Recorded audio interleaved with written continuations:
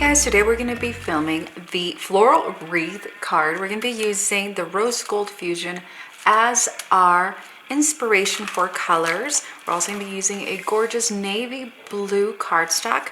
So let's get started. We're going to begin by heat embossing that rose gold, and I'll tell you what, I don't have an acrylic block large enough to fit this in, so I'm going to be using the acetate from the other side of the floral wreath. I'm going to grab the Simon Says Stamp Embossing Watermark ink. I'm going to place all the ink on the side of that wreath. We're going to place that down and we're going to center it. And then without moving it, we're just going to press down so we can get the full image. And there you have it. We're going to bring in our little caddy to hold all that embossing powder so we can return it.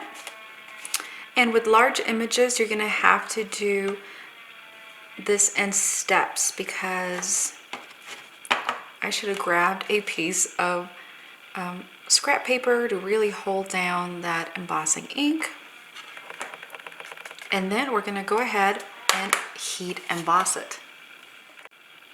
All right, and that's what it ends up looking like. It's super, super pretty, and then we can come in and clean it off. Next, we're going to do the edges. So what we're going to do is we're going to grab our embossing ink and we're going to rub the top and bottoms. And so you're going to do this in steps. Again, we're going to repeat the top and bottom. We're going to come in with our holder for our embossing powder. Okay, turn it around and remove all the excess embossing powder, and then we're going to go ahead and heat set and repeat the process on the longer edges. Okay, so that's what it ends up looking with all the edging. I know it looks very plain, but once we place those gorgeous rose gold infusion from Studio CRICUT, it's going to look really nice. We're going to move on to creating our sentiment.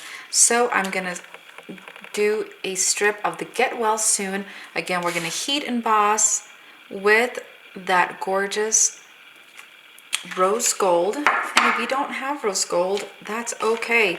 You can totally change this up to a silver and then use, silver Studio CRICUT. Any of the colors that you got, you could totally make it work. Just rose gold is in season right now.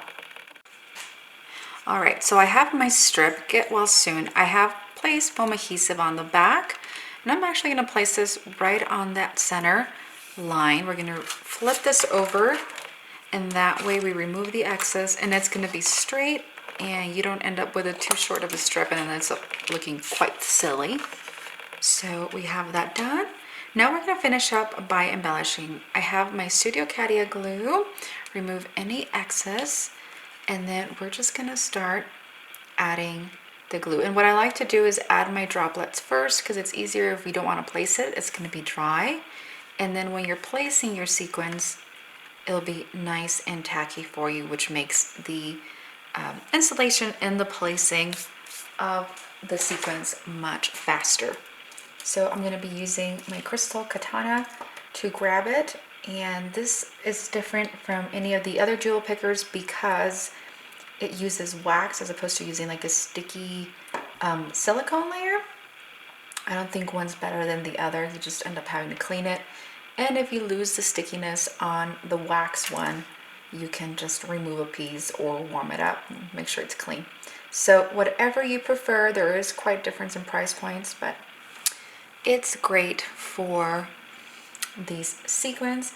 I love the Studio CRICUT glue because it dries clear and is absolutely perfect for all these sequins. And there we go. What are your thoughts on this? I hope you've enjoyed this quick card in rose gold